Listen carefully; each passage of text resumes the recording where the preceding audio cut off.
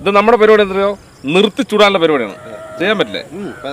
തമിഴ്നാട് നിയമസഭയിൽ MK സ്റ്റാലിനെയും മകൻ ഉദയനിധിയെയും കടന്നാക്രമിച്ച മുഖ്യമന്ത്രി വിജയുടെ കുട്ടിക്കഥ. കുഞ്ഞുട്ടെ കണ്ടാൽ ആള് പാവാ, കിടഞ്ഞ കിരിക്കാടൻ ജോസിന് അപ്പനാ.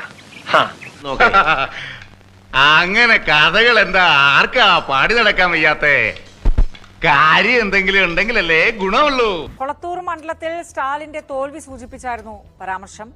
ആരുടെയും ഔദാര്യത്തിലല്ല, ജനങ്ങളുടെ അനുമതിയോടെയാണ് സർക്കാർ രൂപീകരിച്ചതെന്ന് വിജയ് തുറന്നടിച്ചു. എന്നെ ഈ പാർട്ടിയിലേക്ക് ക്ഷണിച്ചതാണ്. ഞാനിവിടെ ഒരു അഭ്യർത്ഥിയല്ല. സംസാരിക്കുമ്പോൾ ആ പരിഗണന എനിക്ക് കിട്ടണം. എനിക്കൊരു കുട്ടിക്കഥ ഒன்று ஞாபகம் வருது, சொல்லாமா? യുദ്ധമെങ്കിൽ സമാധാനം, യുദ്ധമെങ്കിൽ യുദ്ധം. ഞാൻ ഫൈറ്റ് ചെയ്യാൻ തീരുമാനിച്ചു. ஒரு ஊர்ல ஒரு பெரியவர் வெயில் ரொம்ப ஜாஸ்தியா இருக்குன்னு சொல்லிட்டு கண்ணுக்கு மேல கை வச்சுக்கிட்டு இப்படி சுத்தி முத்தி தேடிக்கிட்டு இருந்தாராம். എന്തോ കുത്തി പറയുന്ന പോലെ എനിക്ക് ഫീൽ ചെയ്യുന്നുണ്ട് കേട്ടോ. കുത്തിയില്ലല്ലോ, കുത്താൻ പോണല്ലേ ഉള്ളൂ. அப்ப கூட இருந்த ஒரு சின்ன பையன் என்ன தேடுறீங்க அப்படின்னு கேட்டானா. அதுக்கு அந்த பெரியவர் சொன்னாரா, அது ஒண்ணு இல்ல தம்பி, உங்க அப்பா இங்கதான் இருப்பாருன்னு சொன்னாங்க, அதான் தேடிக்கிட்டு இருக்கேன், எங்க உங்க அப்பாவையா காணோம். ഈശ്വര, ഒരു തന്തയ്ക്ക് ഗതികേട് വരരുത്.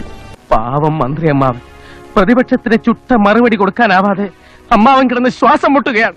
இல்ல அந்த எங்களுக்கும் நக்கலா நையாண்டியா சம்பந்தம் இல்லாத குட்டி கதை இதெல்லாம் எங்களுக்கும் பேச தெரியும்.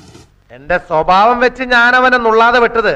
എന്തെങ്കിലും ചെയ്ത സാറിന് അത് പൊള്ളലേൽക്കുന്ന ഉറപ്പാ. ഇത്തിരി പൊള്ളിയാ പിന്നെ അത് കത്തി ചാമ്പലായെന്ന് പത്രക്കാരെഴുതും. அந்த കഥയില പെരിയവർ அப்படி சொன்னாராம், தப்பா எடுத்துக்காதீங்க. அந்த கதையில பெரியவர் அப்படி கேட்டாராம். എന്റെ തടി ചീത്തയായാലും നീ നല്ല പേരെടുത്തല്ല, അത് മതി. ഇവനെ വെറുതെ വിട്ടാൽ നമ്മുടെ വംശവും മുടിച്ചു കളയും. அதனால யாரும் இங்க டென்ஷன் ஆக வேணாம்.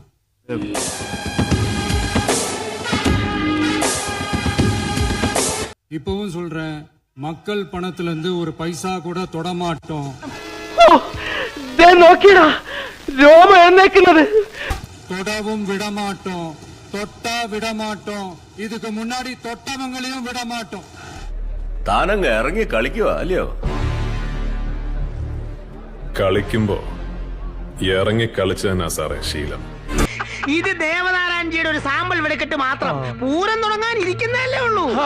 അപ്പോഴും പറയാറുണ്ട്, ഇപ്പോഴും പറയുന്നു, ഒന്നും അവസാനിച്ചിട്ടില്ല.